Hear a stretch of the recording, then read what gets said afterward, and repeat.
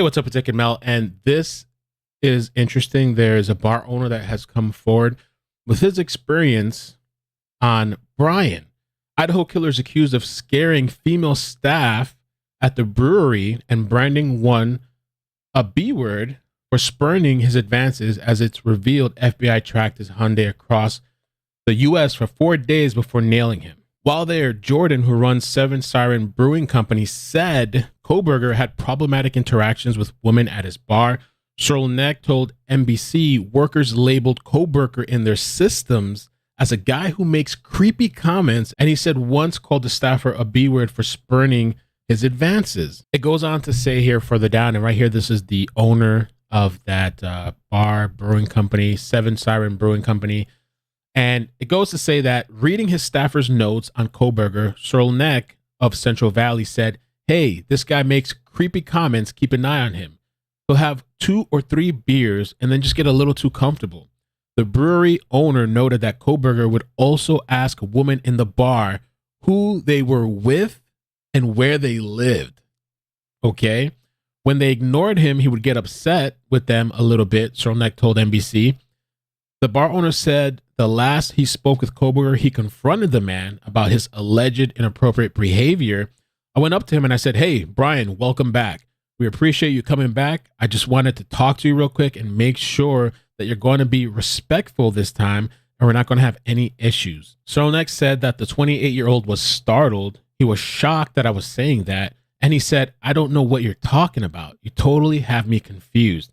And it reminded me one time I had to deal with an incident with people on a platform, and there was somebody kind of making people uncomfortable. And when I confronted this person, which I've seen screenshots and it was multiple people, I confronted the person and they're like, "What?" Like they're shocked. Like some of these people, I guess, I don't know if they really don't know, or they really don't see how they're acting or can't read the air. I'm not even sure the right word that I'm looking for that. Kohberger never showed up at the bar again, and Kernodle didn't hear about him until he was taken into custody by Pennsylvania State Police Friday morning. And so the other interesting thing about this was that there's this classmate. Okay, this classmate is Kohberger's Washington State University criminology classmate, B.K. Norton. B.K. Norton, who was in the same criminal justice graduate program as Kohberger, said her classmate appeared to be more animated and talkative following the murders. Like this guy had some pep in his step after committing these crimes. He seemed more upbeat and willing to carry a conversation. But Norton noted that his enthusiasm would go away and he would become quiet and deadpan when the class would discuss the Idaho murders. These people are literally talking about the case, talking about this guy, and this dude sitting there quiet, just listening to everybody. I don't believe he had any reaction, Norton told the New York Post, saying it was odd because everyone was glued to the case and speculated on the lack of public information. We had quite a long conversation in class about it too. I don't believe I remember him commenting about it at all. Norton told the New York papers that her class was in shock over Kohberger's arrest, describing him as a smart and quiet student with an interest in forensic psychology.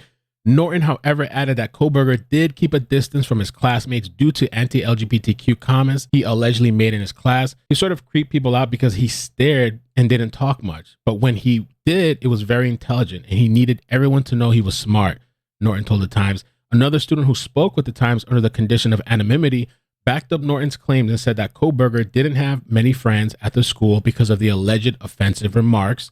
Ben Roberts, a classmate of Kohberger and Norton, echoed the suspect's usual quiet nature in class, but he said his demeanor changed after the killings. He was starting to show up really tired, Roberts told Seattle Times. He'd always have a cup of coffee in his hand. He kind of looked like he was riding the knife edge between worn out and completely exhausted.